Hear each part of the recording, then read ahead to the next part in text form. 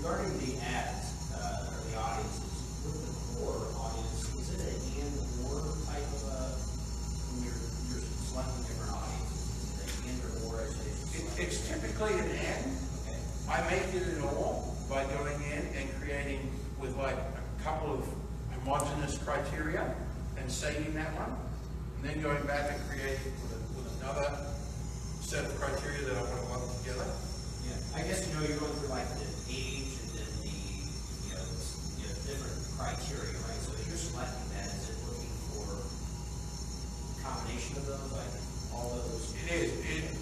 In most cases, it's looking for people that meet all the criteria, not some of the criteria. So if you want it to be some, you have to create a bunch of different audiences to do that. Okay. And then as far as audience size, have you found to be a particular audience size that is? I mean, if you're running a big nationally focused campaign, you probably want to have about 1.5 million is what I think is the sweet spot. Anywhere between 1/2 and 1.5 million. 1.5 million would be best. You don't really want to try to get too much higher than that. When you're going local focus in that, you've got to really just look at it based on what your potential audience size would be. If it's hyper-focused, it has a greater chance of being successful to the right audience.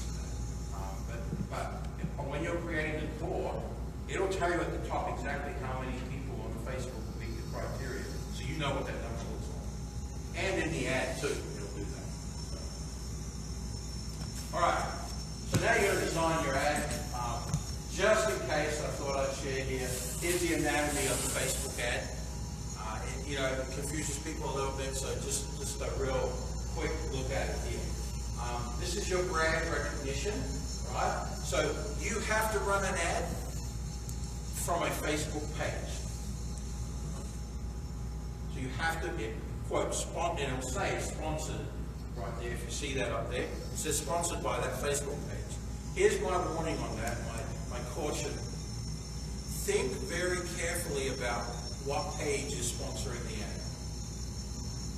How could that be a problem? How could you see it being a problem who the sponsor of the ad is? Anybody?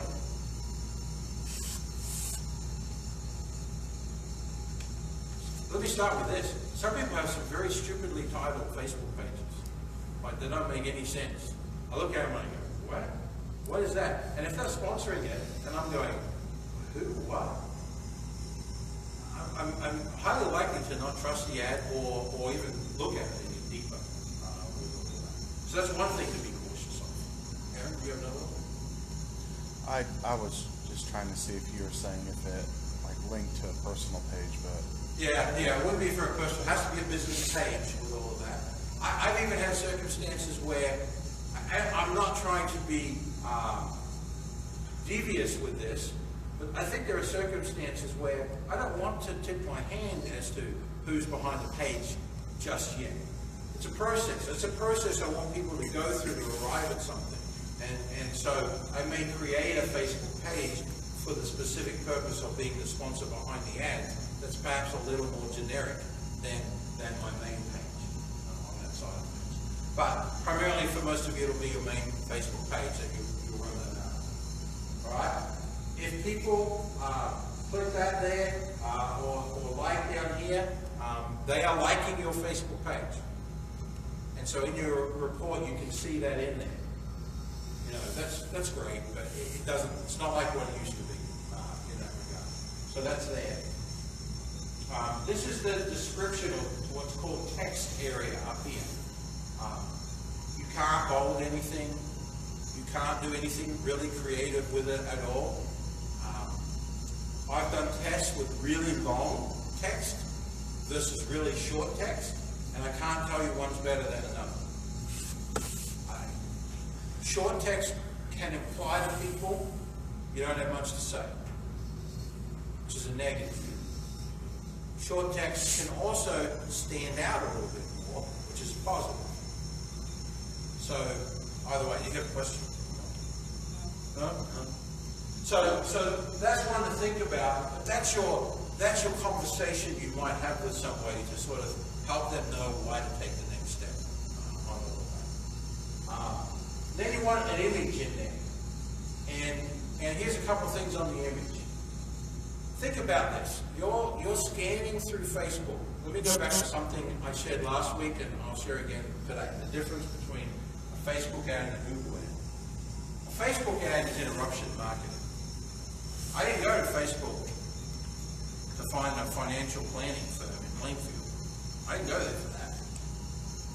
But I may be very happy that I did as it rolls out. I went there to look at other stuff. So how can I interrupt the visitors in their pursuit of Facebook? And let's be real, there's way more interruptions today than there actually is relevant stuff, right?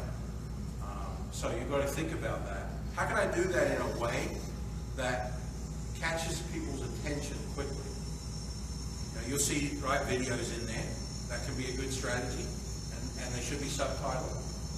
Because people playing it at work don't want to have to push play and have the sound come on in order to know what you're saying, etc., etc. Lots of circumstances for that today. So subtitle videos.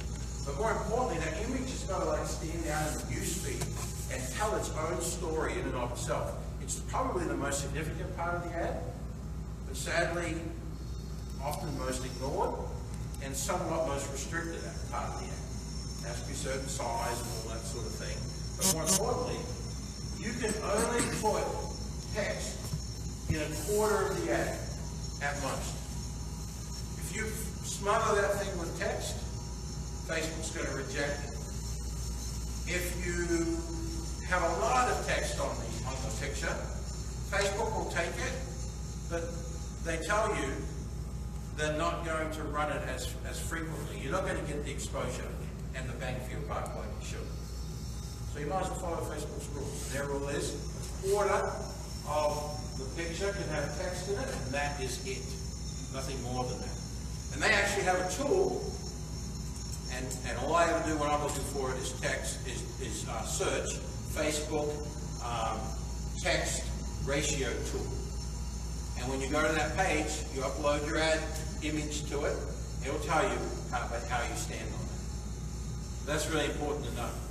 So I tend to go with no text on images a lot, unless I can really succinctly put it in there.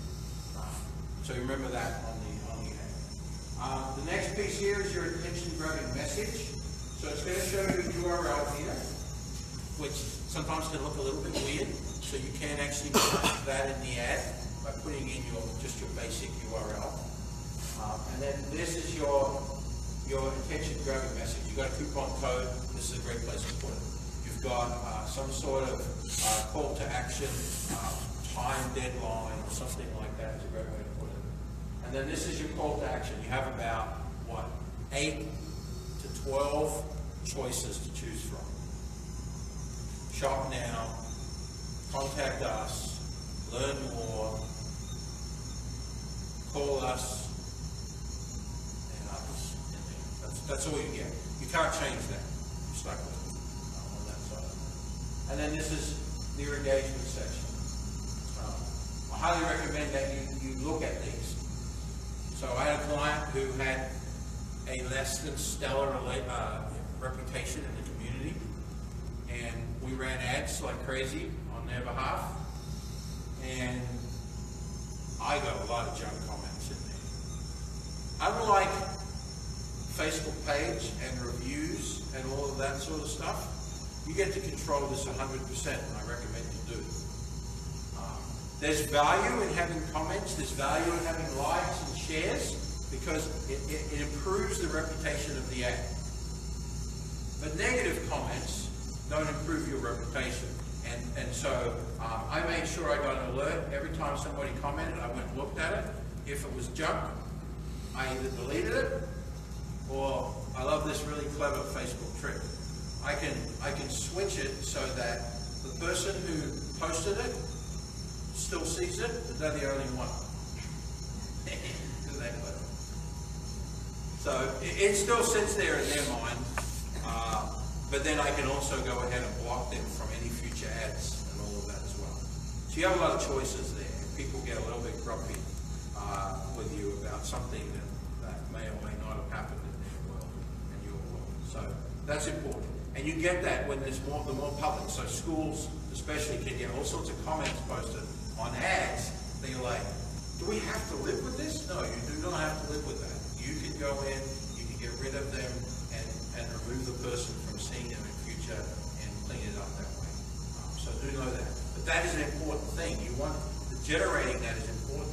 Just like if you create a great ad that gets a lot of engagement and that sort of thing, you don't want to then go out and create a brand new ad. You actually want to take that same ad, tweak it, and launch it again, because you get all the benefits of that engagement that you carry with you. So that's really important to realize on that side of it. Any questions on the ad layout? Anything you wondered about on that? It takes some time to think through it. I often will create multiple versions of this, and sometimes multiple call to actions, but rarely I'll typically leave that the same. But I'll share with you a campaign video where I did like a dozen different versions of the ad, so we could actually work out what people responded to and what they did. And so what I'm basically doing is multiple versions of this, and occasionally a call to action. Right. So third step, get the ad designed. Step number 4, when you're testing, run it for 7 days is my recommendation. Try to not fiddle too much in the process if you can.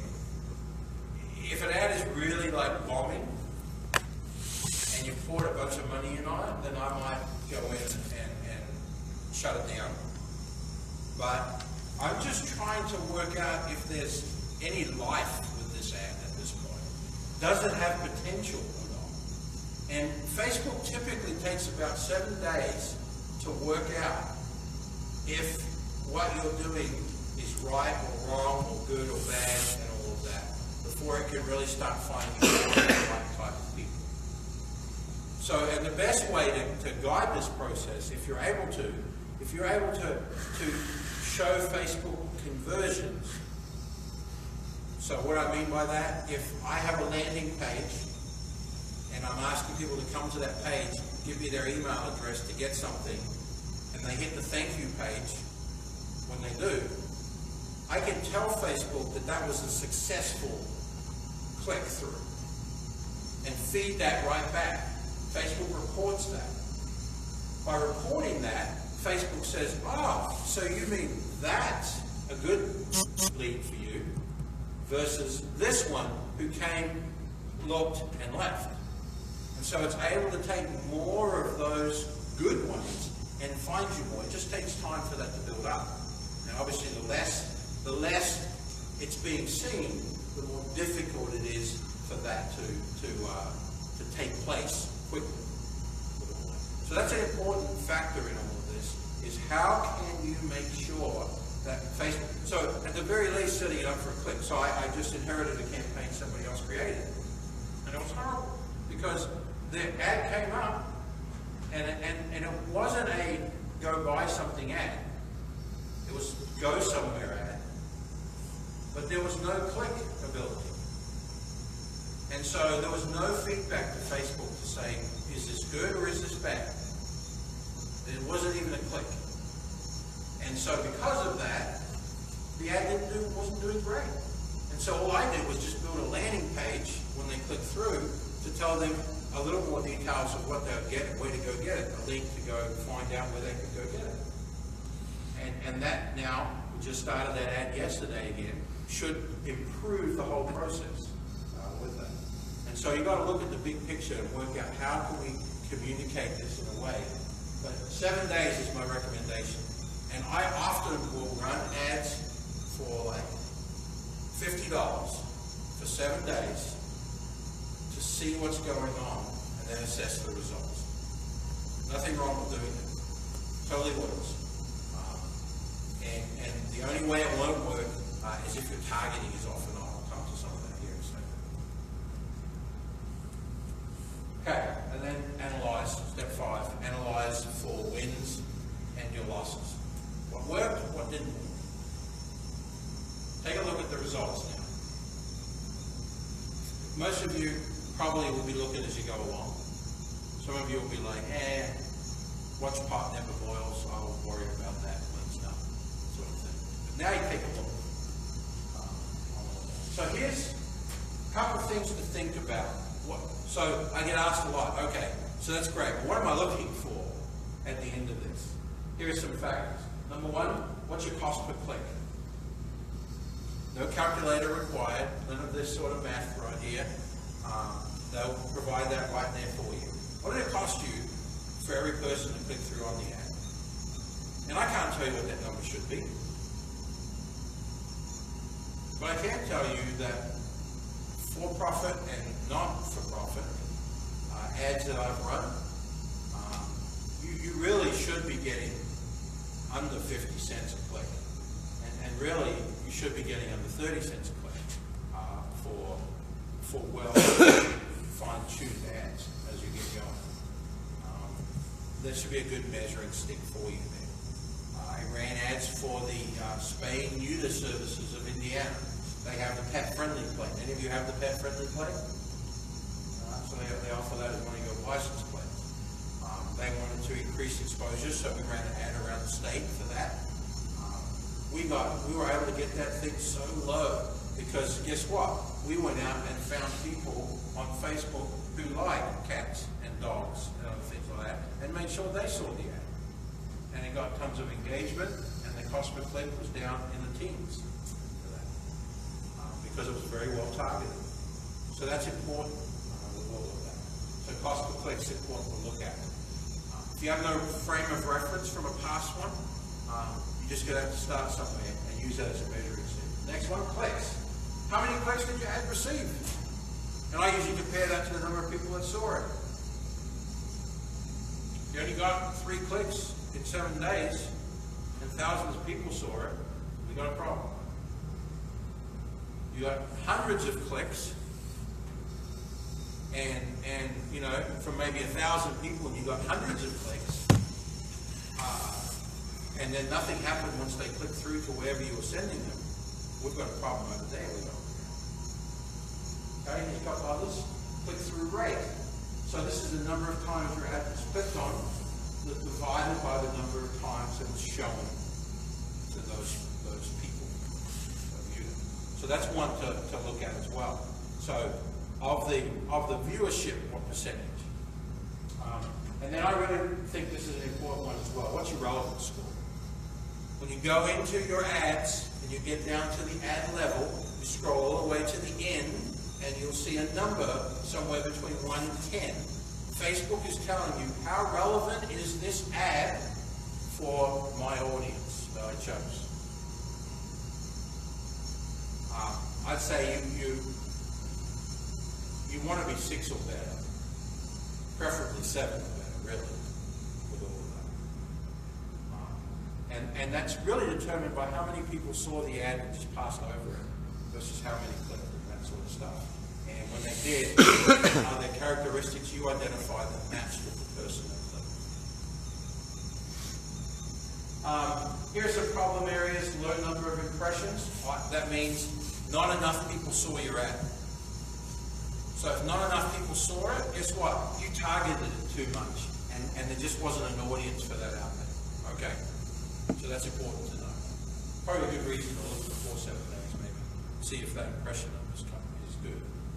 A low click-through rate. They're getting impressions, but nobody's clicking. Here's a couple of things to look at. Troubleshoot the audience you're targeting. You know? Or is your ad copy relevant to that target? Maybe a different ad would be better. Typically, the way I mitigate that up front is I create a bunch of ads and run them all and see which one performs best, rather than just run one ad and see if it does or doesn't perform. Or at least have an alternative one to compare on that. And that's why I say there are multiple variations. And then the other thing is if they aren't converting, meaning you're sending them to a page to buy or to opt in or something like that. If you aren't getting that, then if you're not getting clicks, you need to adjust the ad. Right? If nobody's clicking, it's the ad's fault. If people are clicking, and nobody's actually taking the next step, it's the landing page's fault, page you're hitting. And the mistake people make is they send an ad to their home page. Don't do that. I really can't think of a good reason to do it, other than I can't be bothered to build another page on my website. It's not targeted. It's not, if you're saying, oh yeah, but if they just scroll down and stand on one leg and turn their head and click here, that's what I want them to do. Guess what? People don't do that. So just send them to a page with exactly what you want them to do. And don't hope that they'll find something else of interest along the way, because all you're doing is distracting them.